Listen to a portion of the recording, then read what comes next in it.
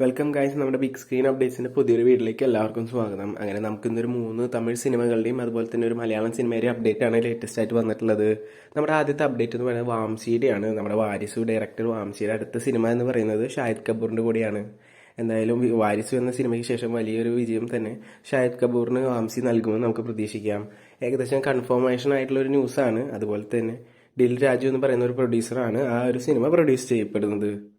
അടുത്തതായിട്ടുള്ള update നമ്മുടെ Malayali from ഇന്ത്യയാണ്. നമ്മുടെ നിവിൻ ഈസ് ബാക്ക് എന്ന് പറഞ്ഞ് നമ്മുടെ ഡിജോ ജോസ് ആന്റണി നമ്മുടെ നിവിനെ തിരിച്ചു കൊണ്ടുവരുന്നതെന്ന് നമുക്ക് പ്രതീക്ഷിക്കാം. ആ ഒരു സിനിമയുടെ അപ്ഡേറ്റ് എന്ന് പറയുന്നത് 200ഓളം തിയേറ്റേഴ്സാണ് നമ്മുടെ കേരളത്തിൽ മലയാളി ഫ്രം എന്ന സിനിമയ്ക്ക് നമുക്ക് കേൾക്കപ്പെടുന്നത്. അത് കൺഫർമേഷൻ ആയിട്ടില്ല. ഇനിയും തിയേറ്റേഴ്സ് കൂടാനാണ് സാധ്യത എന്നാണ് അറിയപ്പെടുന്നത്. എന്തായാലും ധ്യാനും നിവിനൊക്കെ ഒരുമിച്ച് വരുന്ന ഒരു പടം വലിയൊരു ഹിറ്റാവുമെന്ന് തന്നെ പ്രതീക്ഷിക്കാം. ഏപ്രിൽ 27 പടത്തിന്റെ ബുക്കിംഗ്സ് ഓപ്പണിംഗ് ചെയ്യുമെന്നാണ് അറിയപ്പെടുന്നത്. അടുത്തൊരു ന്യൂസ് എന്ന് പറയുന്നത് നമ്മുടെ ആദിക് രവിചന്ദ്രൻ സംവിധാനം ചെയ്യാൻ പോകുന്ന സിനിമയാണ്. അജിത് കുമാർ നായകനായിട്ടുള്ള ഗുഡ് ബാഡ് അഗ്ലി.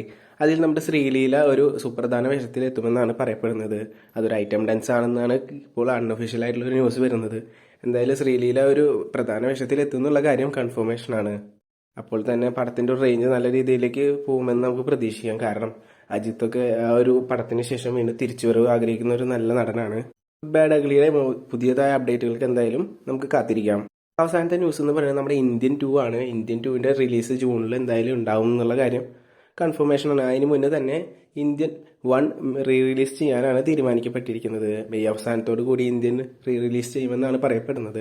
എന്തായാലും പടത്തിന് അതൊരു ഇനീഷ്യൽ സപ്പോർട്ട് എന്തായാലും നൽകുമെന്ന് വിചാരിച്ചിട്ടായിരിക്കാം ഇപ്പോൾ തമിഴ് സിനിമകൾ വീണ്ടും റീ റിലീസ് ചെയ്യുന്നതിന്റെ കൂട്ടത്തിൽ ഇന്ത്യനും കൂടി റിലീസിന് വന്നു കഴിഞ്ഞാൽ ഇന്ത്യൻ 2ന് അതൊരു വലിയ ഒരു പ്രചോദനമായിരിക്കും എന്നുള്ള കാര്യത്തിൽ യാതൊരു തർക്കവുമില്ല. അതുകൊണ്ട് തന്നെ നമുക്ക് എന്തായാലും കാത്തിരിക്കാം. അപ്പോൾ ഇനിയുള്ള അപ്ഡേറ്റ്സുകൾക്കായി നമ്മുടെ ചാനൽ ഒന്ന് സബ്സ്ക്രൈബ് ചെയ്ത് സപ്പോർട്ട് ചെയ്യുക.